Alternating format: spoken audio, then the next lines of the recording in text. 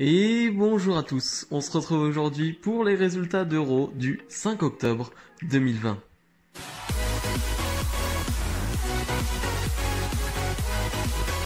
On débute directement ce show avec une promo de Randy Orton. Randy Orton qui va nous faire une magnifique promo, mais comme à son habitude, il va nous faire un récapitulatif de tout ce qui s'est passé cette dernière semaine avec Clash of Champions, avec le fait que Shawn Michaels, Big Show et Christian sont venus en aide à Drew McIntyre, et surtout ce qui s'est passé à Raw lundi dernier où Randy Orton s'est vengé entre guillemets en attaquant ces trois légendes.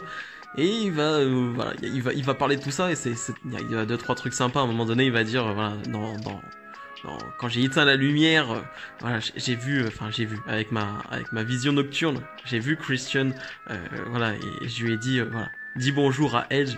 C'était un petit clin d'œil, j'ai bien aimé. Mais bref, la promo est super et je vais pas revenir dessus.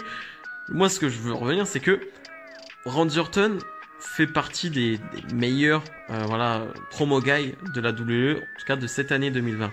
Et pour moi, il est à égalité, on va dire, avec un gars comme Seth Rollins. Drew McIntyre est un peu en dessous, mais c'est d'un très bon niveau. Mais je les mets au-dessus parce que ils sont capables de faire des promos de 5-6 minutes qui ne te lassent pas, qui t'intéressent. Ou au contraire, plus la promo avance, plus l'histoire qu'il te raconte avance, plus ça t'intéresse, plus tu es investi dedans. Et ça, c'est très fort. Et c'est ça le but d'une promo, c'est de t'investir dans un programme, c'est de faire que tu aies de l'émotion, que tu sois dedans. Et eux, y arrivent très bien. Et j'avais un débat sur Twitter, il y a quelques jours, sur les meilleurs promo guys de WWE en 2020. Et ouais, Seth Rollins et Orton ne font pas le même métier que les autres, entre guillemets. T'as beaucoup de promos de 1-2 minutes avant les matchs. C'est rien, ça c'est n'importe qui peut le faire. Et la plupart du temps, elles sont fades, ces promos. La plupart du temps. Donc pour moi, c'est incomparable. Les deux sont à un niveau supérieur. Donc vraiment, ils font une année superbe en termes de promo. Bref, Randy Orton qui va challenger, entre guillemets, Drew McIntyre pour un match à Hell in a Cell, dans un Hell in a Cell match. On s'y attendait, pas une grosse surprise. Et Drew McIntyre qui va venir dans la salle où est Randy Orton et va l'attaquer, et ça va être une petite bagarre entre les deux. Randy Orton va réussir à s'en aller, mais on voit un Drew McIntyre qui devient un peu fou. Et voilà, c'est le Drew McIntyre qu'on aime bien. Et voilà, cette feud continue, et moi pour le coup, je ne suis pas lassé de cette feud, je suis toujours autant intéressé. Match 3 contre 3 entre Asuka, la championne d'Euro, Dana Brooke, Mandy Rose, et donc, face à elle, Zelina Vega, Lana et Natalya. Elles n'ont pas le droit à leur entrée, même la championne d'Euro, Asuka n'a pas le droit d'entrer, non, on s'en fiche, on passe directement au match, on n'a pas le temps pour ça. T'as quand même 3 heures de show, mais t'es pas capable de placer 2 minutes d'entrée pour Asuka. Ouais, c'est limite quand même, mais bon, on a l'habitude maintenant. Et pas grand chose à dire sur ce match, on essaye de nous montrer un peu plus de Mandy Rose. Ouais, bon, est-ce que j'ai vraiment envie de voir Mandy Rose? Je sais pas, et puis, c'est pas terrible. Et après, est-ce que j'ai envie de voir Lana sur le ring? Bah non plus, donc voilà, c'est pas terrible non plus. L'action est intéressante forcément quand Asuka sur le ring, mais voilà, c'est tout. Et sinon, c'est pas très bien, c'est pas très passionnant ce qui se passe, c'est assez brouillon. Ouais, c'est pas terrible. Mandy Rose va finalement porter son coup de genou, c'est le seul coup qu'elle sait faire proprement, on va dire, c'est le seul truc qu'elle gère, on va dire, même si quelquefois elle le sert très mal, mais bon, voilà, on va dire que c'est à peu près le seul truc qu'elle sait faire, et pour remporter le match, mais sinon RAS. Et après le match, Nia Jax et Shayna Baszler, les championnes par équipe d'Euro, vont venir attaquer une nouvelle fois Lana et Natalya. On sait pas trop pourquoi, on comprend pas trop, mais bon, elles attaquent Lana et Natalya chaque semaine. D'accord.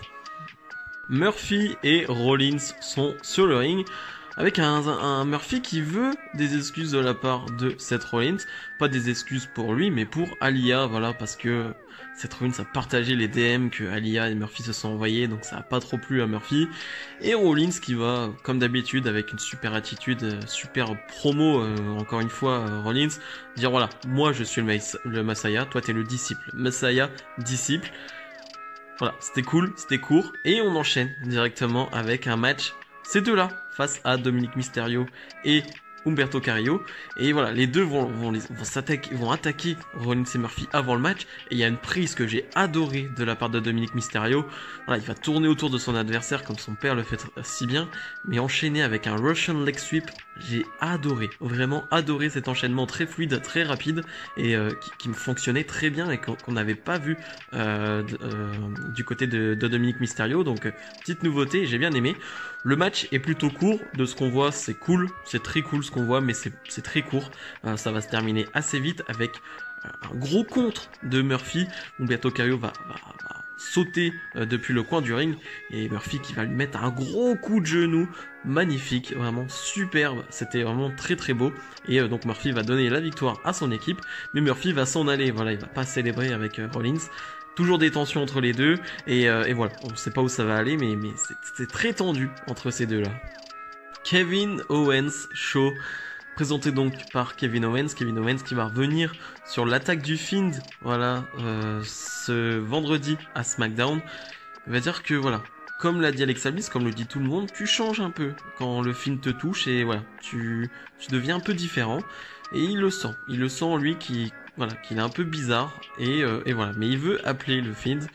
Il lui demande de venir, il lui dit voilà, je peux pas attendre vendredi, parce que vendredi on est censé avoir The Fiend contre Kevin Owens, je peux pas attendre jusqu'à vendredi, je veux ce match maintenant. Et on va avoir une Firefly Funhouse de Bray Wyatt à Raw, voilà, et même les poupées ou plutôt les marionnettes, on va dire, de Bray Wyatt vont être en mode on fait ça à Raw alors que normalement on est à SmackDown, et Bray Wyatt qui va dire mais on est amis avec Kevin Owens, on a des amis à Raw, à SmackDown, peu importe, on est juste des amis. Et même Bray Wyatt va faire une musique de l'amitié, voilà, du Bray Wyatt, quoi, j'ai envie de vous dire. Ça m'a fait beaucoup rire, Bray Wyatt qui chante sur l'amitié, ça m'a fait très rire. Ramblin' Rabbit qui va se faire bouffer encore une fois, qui va mourir, mais on a l'habitude. Et voilà, mais en tout cas il va dire que voilà, il va pas, on se revoit plus tard, on verra bien Kevin Owens. Mais voilà, ça fait bizarre de voir une Firefly Funhouse du côté de Raw, alors que voilà, ça fait un moment que c'est du côté de SmackDown, mais c'était une bonne Firefly Funhouse. Keith Lee face à Braun Strowman. Mais c'est pas vraiment un match, hein. C'est clairement un angle entre ces deux-là. Et j'ai envie de dire tant mieux parce que déjà que Braun Strowman dans un match c'est pas terrible, mais dans un match face à un gabarit tel que Keith Lee, je sens que ça aurait pas été terrible et franchement ça aurait été ennuyant. Et donc on va avoir un angle où les deux vont se faire décompter à l'extérieur et Strowman va faire une sorte de spire, on va dire, sur les barricades. Toutes les barricades vont tomber, donc moment très impressionnant. Strowman va s'en aller et Keith Lee qui va se relever en mode monstre, en mode j'ai rien senti mec, je suis trop fort, je vends pas le truc, je suis trop fort. Les deux vont se rebattre et Keith Lee qui va envoyer, il va se projeter sur une table avec Braun Strowman. Donc voilà, c'était cool. En vrai, c'était juste fun. Il y a rien d'autre à dire. C'était juste fun à voir. De voir deux monstres comme ça se projeter un peu partout, tout détruire. Moi, je sais pas. Ça a fait mon bonheur. Apollo Crews et Ricochet face à Shelton Benjamin et Bobby Lashley. Match qu'on a vu et revu avec un Mustafa Ali qui sera dans le coin. Mais voilà, pas grand chose à dire du match. C'est pas nul, c'est pas mauvais, mais c'est pas ouf non plus, et c'est du déjà vu, donc pas grand chose à en dire. Il y a le contre, on va dire, d'Apollo qui est cool, voilà, sur le spear de Bobby Lashley. Apollo qui va faire un énorme saut pour l'éviter, mais qui va quand même se prendre en une prise et ensuite abandonner. Donc voilà, victoire de Bobby Lashley et de Shelton Benjamin. Voilà, juste Ali va dire que plus tard, voilà, il va encore régler ses comptes avec tout ce beau monde, mais clairement c'était pas forcément très intéressant ce match. On retrouve Murphy et Rollins sur le ring. Cette fois-ci, Rollins va vraiment jouer un rôle très important. Voilà, il va crier, il va presque harceler Murphy pour qu'il s'excuse. Hein, carrément, il va vraiment être assez violent, hein, le Seth Rollins, mais c'est tellement génial. Mais ouais, ça paraît tellement réaliste, c'est tellement bien fait de la part de Rollins, et Murphy le vend très bien. Et Murphy qui va en avoir marre, hein, lui qui se fait agresser à tout bout de champ par Rollins. Et ben voilà, il va attaquer Rollins, il va le frapper avec un kendo stick. Malheureusement, Rollins va réussir à reprendre le dessus, va vouloir le frapper avec une chaise, mais Aliyah Mysterio va arriver et voilà, va se mettre entre. va aider, on va dire, Murphy. Rollins va s'en aller. Dominique va un peu venir, voilà, en aide, voilà, voir, checker un peu tout ça et faire attention à Alia. Mais voilà, c'était vraiment très cool. Là, clairement, c'est la fin. Hein. Là, Murphy Rollins, c'est fini. Il y aura plus de suite, il y aura plus de Messiah et de disciples. C'est dommage parce que c'était très bien, mais en même temps, on va pouvoir repartir sur un nouveau cycle, sur quelque chose d'autre, sur une feud entre Murphy, peut-être avec Alia face à Rollins. Donc ça rajoute quelque chose d'autre, plus les Mysterio face à Rollins. Donc moi, je suis partant. Shayna Baszler et Nia Jax défendent leur titre par équipe face au Riot Squad, Liv Morgan et Ruby Riot. Bon, il n'y a pas grand chose à dire, encore une fois, je m'attendais un peu mieux, hein, franchement, un match de championnat comme ça, avec Ruby Riot et Liv Morgan, qui sont un peu pochés, on va dire, ces dernières semaines.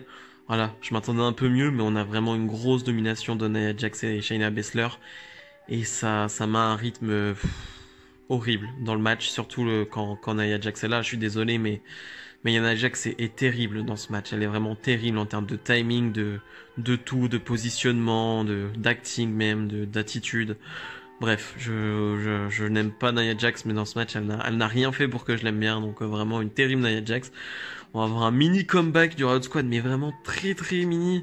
Ça ne va pas suffire parce que voilà, Shayna Baszler et Nia Jax vont l'emporter. Shayna Baszler qui va porter sa prise sur Ruby Riot, il me semble. Mais voilà, RAS, vraiment RAS total ce match et petite déception. Mustafa Ali face à MVP. Là aussi, hein, c'est pas vraiment le match qui est important, c'est plutôt ce qui va se passer pendant et après le match, parce qu'il y aura pas vraiment de match, on s'en fiche. Retribution va arriver, hein, Retribution qui se met autour du ring à la manière de la Nexus, hein, qui le faisait très bien. Et là, à ce moment-là, qu'est-ce qui va se passer? Le Mustafa Ali qui va aller voir les membres de Retribution, hein, les deux leaders, qui va se retourner et leur dire « Allez-y, vous pouvez les attaquer ». Donc Mustafa Ali est le putain de leader de Retribution. Oh, ok.